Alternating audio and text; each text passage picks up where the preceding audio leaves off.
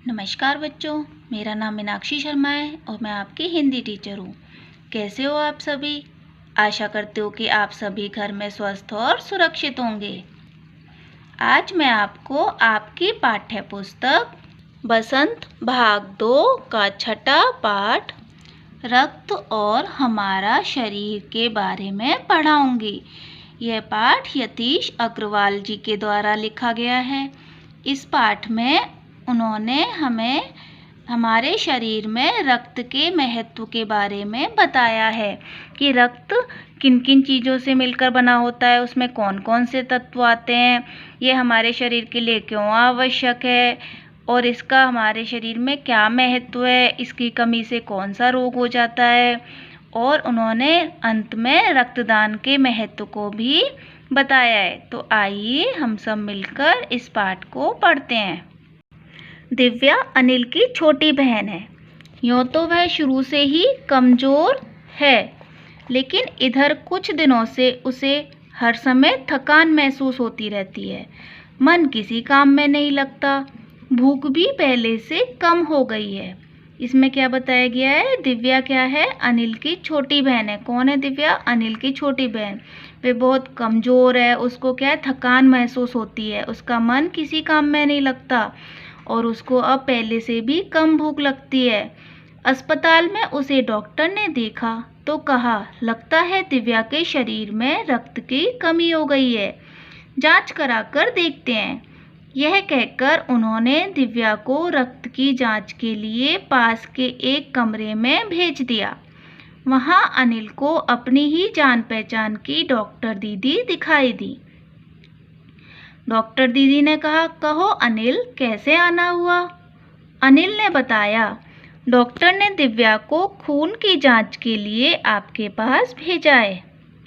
इतना सुनते ही डॉक्टर दीदी ने दिव्या की उंगली से रक्त की कुछ बूंदें एक छोटी सी शीशी में डाल दी और स्लाइड पर लगा दी। किस लिए लगा दी? उसके ब्लड की जांच करने के लिए। फिर अनिल से बोली, अनिल, तुम कल अस्पताल से रिपोर्ट ले जाना। अगले दिन अस्पताल पहुंचकर अनिल ने डॉक्टर दीदी के कमरे के दरवाजे पर दस्तक दी। भीतर से आवाज़ आई, आ जाओ। अनिल ने कमरे में प्रवेश किया तो पाया डॉक्टर दीदी सूक्ष्मदर्शी द्वारा एक स्लाइड की जांच कर रही थी। दीदी के इशारे से वह पास रखी एक कुर्सी पर बैठ गया। स्लाइड की जांच पूरी होने पर डॉक्टर दीदी ने साबुन से हाथ धोए और तौलिए से पोंछती हुई बोली, अनिल, दिव्या को एनीमिया है। एनीमिया क्या होता है बच्चों? एक खून की कमी से होने वाला रोग है। चिंता की बात नहीं, कुछ दिन दवा लेगी तो ठीक हो जाएगी। दिव्या को क्यों थकान महसूस हो रही थी? क्योंकि उसके खून की कमी से क्या हो गया था? एनीमिया रोग हो गया था। खून की कमी से कौन सा रोग होता है? एनीमिया। अनिल के मन में जिज्ञासा हुई। जिज्ञासा का क्या अर्थ होता है बच्चों? जानने की इच्छा। वह बोला, दीदी, एक सवाल पूछूं? तो दीदी ने कहा, हाँ हाँ, क्यों नहीं। डॉक्टर दीदी ने कहा, एनीमिया से क्या मतलब है दीदी? उसने पूछा। उसको पता नहीं था एनीमिया क्या होता है, तो उसने पूछा कि एनीमिया का क्या मतलब है। यह जानने के लिए तुम्हें रक्त के बारे में जानना होगा, डॉक्टर दीदी ने कहा। फिर बोली, अनिल, देखने में रक्त लाल द्रव के समान दिखता है, किंतु इसे सूक्ष्मदर्शी द्वारा देखें तो यह भानुमति के पिटारे से कम नहीं है। खून कैसा दिखता है हमें? लाल रंग के द्रव्य के समान, लिक्विड होता है ना। लेकिन अगर हम इसमें देखें तो इसमें बहुत सारे कण होते हैं। मोटे तौर पर इसके दो भाग होते हैं। एक भाग वह जो तरल है, जिसे हम प्लाज्मा कहते हैं। इसके तरल भाग को क्या कहते हैं? प्लाज्मा। और दूसरा वह है जिसमें छोटे बड़े कई तरह के कण होते हैं, कुछ लाल, कुछ सफ़ेद और कुछ ऐसे जिनका कोई रंग नहीं होता, जिन्हें बिम्बाणु या प्लेटलेट कण कहते हैं। ये कण प्लाज्मा में तैरते रहते हैं। इतना कहकर डॉक्टर दीदी ने सूक्ष्मदर्शी के नीचे एक स्लाइड लगाई। उसे फोकस किया और बोली, देखो अनिल, सूक्ष्मदर्शी द्वारा जो कण तुम्हें दिखाई दे रहे हैं ये हैं लाल रक्त कण।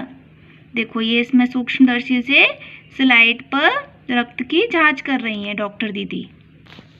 स्लाइड देख मानो आश्चर्य से उछल पड़ा था अनिल। रक्त की एक बूंद में इतने सारे कण, इसकी तो वह कल्पना भी नहीं कर सकता था।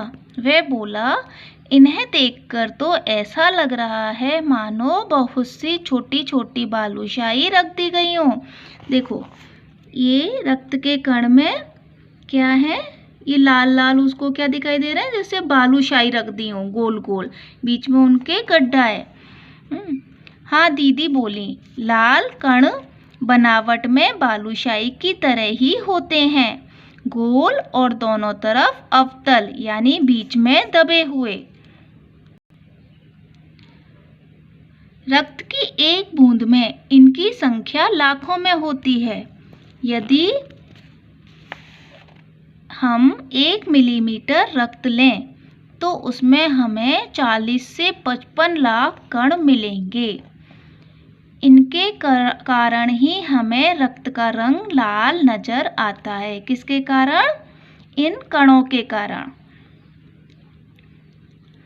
लाल रक्त कणों के कारण इसका रंग हमें कैसा नजर आता है? लाल। ये कण शरीर के लिए दिन रात काम करते हैं। सांस लेने पर साफ हवा से जो ऑक्सीजन तुम प्राप्त करते हो उसे शरीर के हर हिस्से में पहुंचाने का काम इन कणों का ही है। इनका जीवन काल लगभग 4 महीने होता है। 4 महीने के होते होते ये नष्ट हो जाते हैं, खत्म हो जाते हैं। लेकिन एक साथ नहीं होते कि एक साथ ही सारे लाल रक्त कण नष्ट हो गए। धीरे धीरे, कुछ आज, कुछ कल, कुछ उससे अगले दिन, तब तो कुछ ही महीनों में ये खत्म हो जाते होंगे, अनिल ने कहा। यह सुनकर डॉक्टर दीदी मुस्कुरा उठी और बोली, नहीं, ऐसा नहीं होता। शरीर में हर समय नए कण बनते रहते हैं जो नष्ट कणों का स्थान ले लेते हैं। हमारे क्या होता है, नए रक्त कण, लाल रक्त कण बनते रहते हैं और पुराने नष्ट होते रहते हैं। पर ये क्रम क्या है, लगातार चलता रहता है। कुछ आज नष्ट हुए, कुछ कल होंगे और इतने में नए बनते रहते हैं। हड्डियों के बीच के भाग मज्जा में ऐसे बहुत से कारखाने होते हैं जो रक्त कणों के निर्माण कार्य में लगे रहते हैं। इनके लिए इन कारखानों को प्रोटीन, लौह तत्व और विटामिन रूपी कच्चे माल की ज़रूरत होती है। क्या क्या ज़रूरत होती है? प्रोटीन की, आयरन, लौह तत्व की और विटामिन रूपी कच्चे माल की। इन चीज़ों से वो क्या बनाते हैं? लाल रक्त कण, खून बनाते हैं। यह पौष्टिक आहार लेते हो? दीदी ने पूछा। हरी सब्जी, फल, दूध, अंडा और गोश्त में ये तत्व उपयुक्त मात्रा में होते हैं। इसीलिए तो आपसे कहते हैं ना, हरी सब्जी खाया करो, दूध पिया करो। इन सब में क्या होते हैं? ये विटामिन, प्रोटीन, ये सब पर्याप्त मात्रा में होते हैं। यदि कोई व्यक्ति उचित आहार ग्रहण नहीं करता तो इन कारखानों को आवश्यकता अनुसार कच्चा माल नहीं मिल पाता। नतीजा यह होता है कि रक्त कण बन नहीं पाते, रक्त में इनकी कमी हो जाती है। लाल कणों की इस कमी को ही एनीमिया कहते हैं।